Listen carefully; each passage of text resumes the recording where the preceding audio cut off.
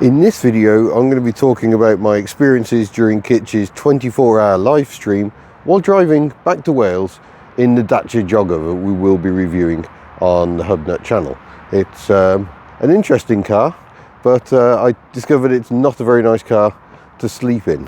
But nonetheless, let's go for a drive. It's before 7 o'clock in the morning. I've got a long way to go. Let's get set up and on the road. Right, just let the heater calm down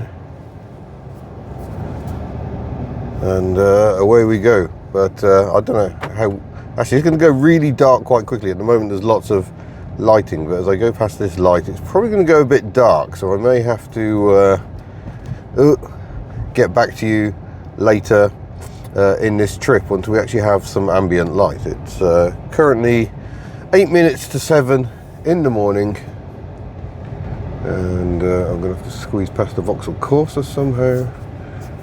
Go. And yeah, we got 239 miles to go, so I think there'll be plenty of time for chat. Well, there we are, we're heading up the A34. We've got some light going on, but obviously this is a fairly modern car with heavy tints on the windows. It's still quite blooming dark in here. But nonetheless, let's talk through the past few days. It has been quite the experience. So on Friday I got delivered this car. This is a Dacia Jogger that we've got on test, and it's the 1 litre 3-cylinder manual transmission. It was advertised as having the sleep kit. When I got the specification sheet I was like, oh okay, that's like a boot jump that you can get for the Berlingo, where there's kind of a fold-out bed in the boot, so you lose the rearmost seats, and you got this sleep kit. And I thought, well, that's perfect, because I'm going to be going down to do Kitch's 24-hour live stream.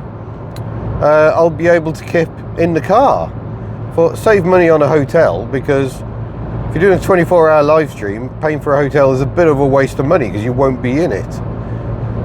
So that was the plan. Friday rolls around. For a start, I was absolutely full of cold. Really not sounding great, not feeling wonderful. I wasn't too bad. It wasn't too man-flu-ish. It wasn't like I was lying down unable to move. I've been very brave, actually. The car gets delivered, and that turned up about lunchtime. And the plan was for me to drive down right there and then. Just get the car, say thank you very much, drive straight down to Fareham in Hampshire. But I was feeling so rough, I didn't know if it was a good idea. I was just like, well, I don't want to go down, I don't want to take my germs, and I didn't know if I'd be well enough to do the live stream. So I decided to do what I'd done the previous year, which is drive down on the morning of the live stream and then do the live stream.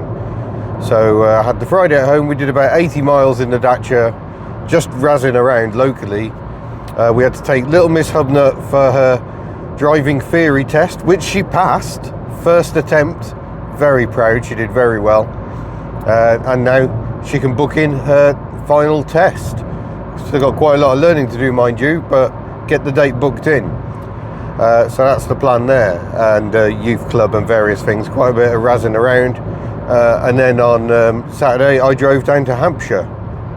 And as you can probably hear, it's a consummate cruiser. A little bit too much wind and road noise for a modern, but it is a cheap car. This is the only 7-seater you can buy, not this spec, under 20 grand. This one's spec'd up to about 21. And frankly, I wouldn't go for the low spec. Go for it all, cruise control, heated seats. Max yourself out, it's lovely. And not that much more expensive, really. But that's not the point. We'll be doing a full test on this vehicle. So I get down on the Saturday. Kitch is usually having his usual flap and panic. This is fairly standard for Kitch ahead of the live stream, as it would be for me, to be honest. We're both much of a muchness in that you can do all the planning you want, but you're still thinking, is this going to work? Is it going to be okay? Have I got everything in place? And this year, with 5 teams competing to see who could drive furthest in 24 hours as well, it's been a serious mission. Kitch has had to put so much work in ahead of the live stream to get everything organised. So he was already feeling fairly frazzled. But the teams turn up. We had some technical issues. There are always technical issues.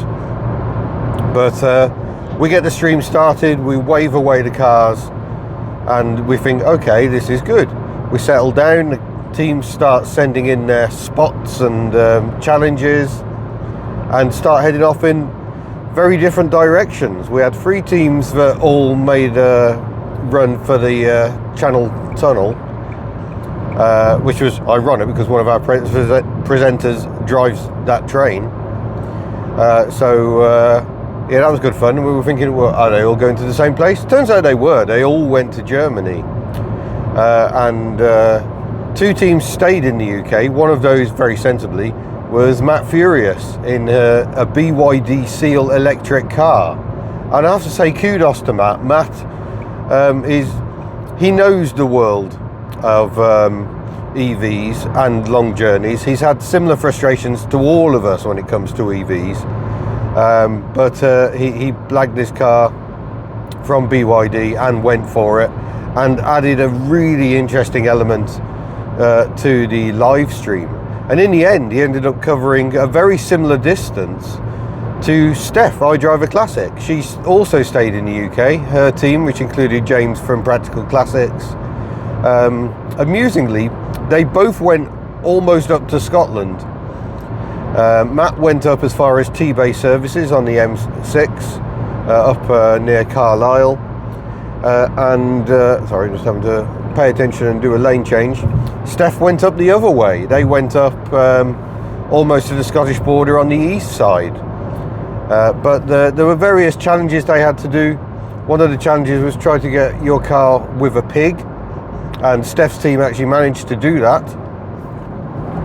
Oh, busy motorways and dual carriageways are not fun. Why are you indicating left to join a dual carriageway? People. Yeah, so that was good fun. The 3 teams in Germany, basically they were trying to hit racetracks, and it was good fun trying to watch if they all went to the same. 2 teams went to Spa, I think. 2 teams went to the Nürburgring in the middle of the night when it was closed, because your car at a race circuit was one of the challenges. 1 team managed to get their car in a showroom. That was one of JM's challenges. So we had some guest challenges as well going on. But one of the most amusing moments, it was about 3 o'clock in the morning, I think. The 2 of the teams in Germany ended up on the same road going in opposite directions, and we were like, this is going to be brilliant. They've been travelling for 12 hours completely independently, completely unsighted of each other. They were communicating with us, the individual teams, but there was no central communication between them all. And there they were on the same road, and thought, this is going to be brilliant. They're going to be able to film each other in passing. I mean, it was a motorway, but we still thought, this is amazing. They both ended up in a tunnel, a 3-kilometre long tunnel, so they passed each other unsighted. Moment lost, but yeah, that was just one of many highlights of the stream. But I went to bed about 11 o'clock, I think, on the Saturday night. I say bed, what that meant was I crawled into the Dacia. I started off in the passenger seat, thought maybe I can just get my head down and have a bit of rest here. That didn't work very well. So I then crawled into the back and kind of lay across the back seat. But this car is basically a stretched Sandero. It's not a very big car. And despite being in a state, you can't fold the seats down and make a comfortable flat floor. So the back seat was as good as it got. And I don't think I slept very much, but probably about an hour and a half. But we'd had pizza just before I went to bed. Never ideal, lying down on a pizza stomach. And we were all struggling to eat the pizza, and we were just like, it's just because we're wired. We've been going for several hours by that point, and we'd eaten quite late.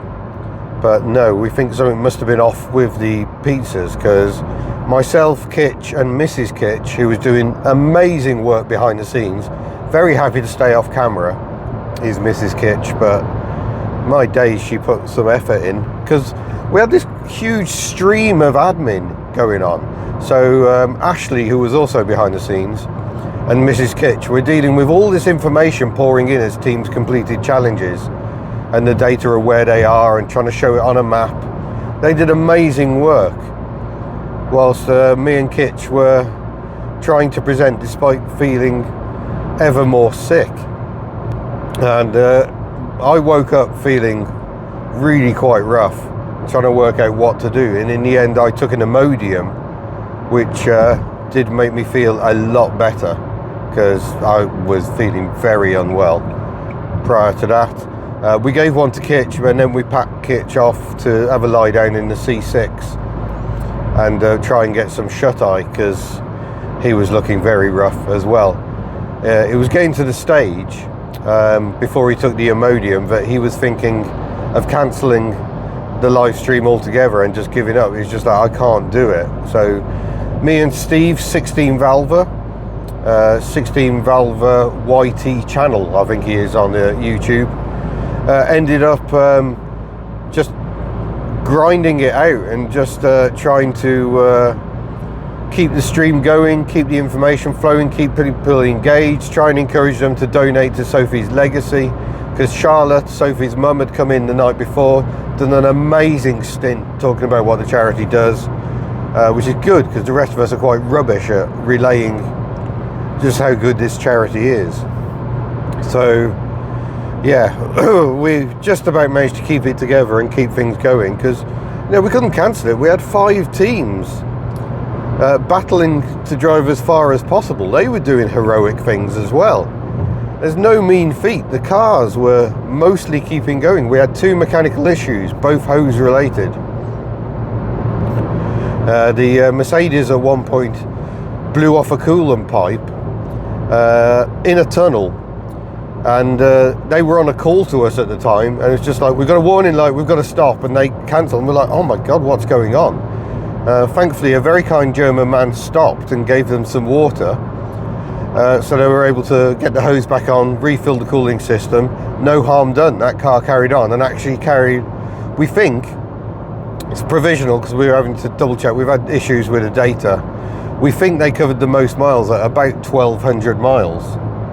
I think there are a couple of teams that covered similar distance, and the Subaru Impreza blew off a boost pipe because one of the drivers decided it'd be fun to try and max it out on the Autobahn, and they got it up to 130 miles an hour, at which point they suddenly lost all boost and were panicking and thinking the engine had blown up, but no, just a boost pipe, got it back on, and then off they went. They went down to Hockenheim, they went back up and finished at the Nürburgring.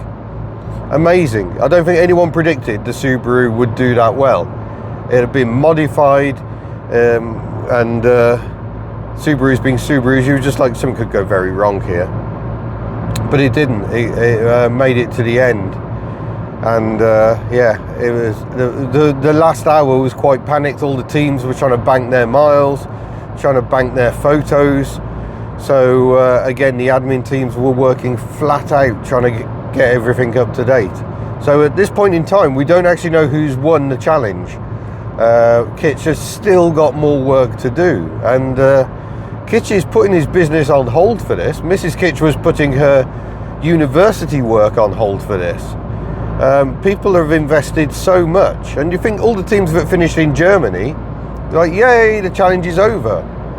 Apart from the fact you're in Germany now, so you've got to get home from Germany, which is, you know, a good sort of 800 odd miles away really from home. So they've all had to invest several days in this as well, and yeah, it's been hard. I don't think any of us involved realised just how hard it was going to be. It was so difficult, so hard, and being ill in the middle of it all just made it 100 times worse. But we did it. At the time of recording, we've raised £17,000 for Sophie's Legacy, and this is a small charity. That'll make a big difference. Kitch was aiming for 24, so if we could do that, that would be amazing, because Sophie's Legacy is named after Sophie. Sophie was 9 years old when she developed a really aggressive form of cancer, and sadly it would prove terminal. But it was while she was in hospital with her parents that she realised how hard it was for her parents. And this was during lockdown as well, which we hadn't really appreciated before. Her mother was basically locked in her room with her, but the hospital would provide food for Sophie, but not for her mother. So one of Sophie's wishes, her final wishes, was for a charity that would help the parents of sick children, and it's evolved to also help the sick children as well, help with birthday celebrations, pizza once a week, thankfully not from the same place we used. And this started off at a handful of hospitals in the Sussex area and has started to spread as far as Exeter, in Devon, and they've even been looking at pilot schemes up in places like Bolton, up in the northwest of England. So much good is coming out of the tragedy of Sophie's young death, and it's a wonderful charity to be involved with. Charlotte is a force for nature. She's always lobbying MPs, going to Downing Street, trying to ensure that more is done. You know, because there's terrifying statistics, like something like 3% of all government cancer funding is for children. 3%, that's tiny. I just think we could do so much better here, surely. It's like these children are just left, oh well, sadly that's life, and it just needn't be. You know, Sophie had dreams and desires. She even spent one day being an adult because she knew she would never be one, and that's making my eyes well up even now. And she spent a day working in a supermarket on the checkout. She was in horrible pain. It was not enjoyable, but she wanted to do it, and you know, life experience. So yeah, an incredible charity, and so much of the money we raise will go directly to good causes. It's not like a CEO swanning around in a Range Rover earning hundreds of thousands of pounds a year. Yeah, so much goes to very good causes.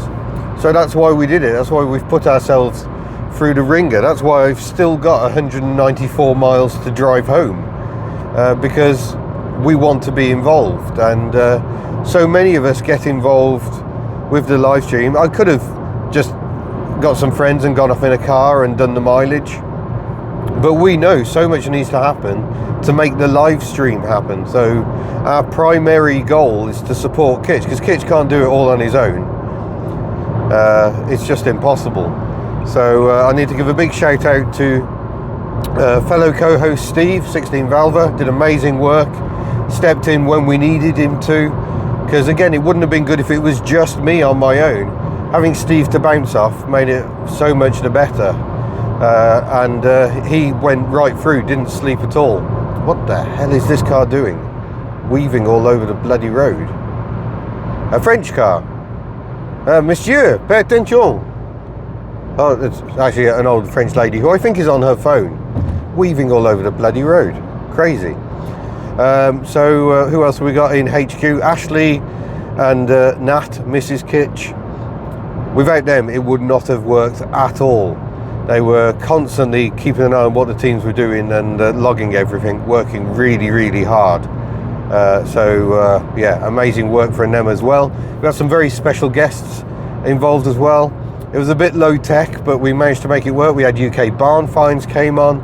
Ben Tasty Classics was meant to come on, but we just couldn't make it work. The timing slipped so much in the morning with me and Kitch being unwell that we missed our window with Ben. But he did something even better. I stupidly said that I would do an MC Hammer style dance if we reached, I think it was £14,000. And for a long time it looked like we weren't going to do it, and I was like, I can rest easy, my work is done, I will not have to dance like MC Hammer. And bloody Ben donated over £600 with a gift aid taken into effect, which got us to £14,000 and meant I had to dance like bloody MC Hammer. Thanks, Ben. So Ben of Tasty Classics didn't get directly involved, but sort of did. So thanks, Ben, that was amazing, very generous. and kind of sums up the man Ben is, really. JM was busy this weekend but set the challenges and will now have to pay up because the team's achieved his challenges. John Auto Shenanigans drove all the way down from Northamptonshire just to say hello, and he had to make his own coffee because we didn't even look after him. He literally walked through the door and we was like, if you're good, please get on the live stream because Kitch is struggling. And again, it gave Kitch such a lift to have John there. Those two bounce off each other so well with the chemistry. And it's always a pleasure to have John, so thanks John for coming down. There was Becca, Passenger Seat Podcast. She did an amazing quiz again. That went on about midnight, I think. I woke up and had already got to the letter R in the alphabet-based quiz, so I missed most of it. I'm very sad about that, but yeah, that was good fun as well. And the moderating team of Miss Hubnut and Katie Wrenching Wench, they did amazing work. Very difficult for them because it's very difficult for them to communicate with us because we're so busy. We're just running around like headless chickens just trying to make this stream happen. So they're very much left to their own devices. Thankfully, I don't think there were too many issues in the chat. One or two strange goings on that they were straight on top of, so they did very well. But it's a bit more than that. They're also dropping the Just Giving link in repeatedly, encouraging people to donate, building up the community in the chat room. So those two, amazing work. And thanks to those who stuck around in the chat as well. Some people did remarkable stints in the chat. Oh, Mercedes is leaving a gap for me. Thank you very much. Yeah, loads of people have to come together to make this work, and they do so willingly. Yeah, I'm trying to, if there's someone else I've forgotten, it's entirely possible. Brain's still quite frazzled, trying not to think about how far we've got to go home. But yeah, I'm still trying to clear a cold. Huge thanks to everyone who was involved, everyone who donated. If you haven't donated, please do. This makes such a difference. I think we can still do £24,000. That would be amazing, and it would be well deserved for everyone who has given so much to this, not least Charlotte, Sophie's mum. So yeah, if you haven't already, please click that Just Giving link down below and give generously with gift aid if you can. Right, I need to probably think about trying to get some fuel or something. I've got a long way to go. So I'm going to focus on driving, get my head down for a bit. Thank you for watching, and I'll see you in a future video. Bye. Can't really chew, I'm afraid.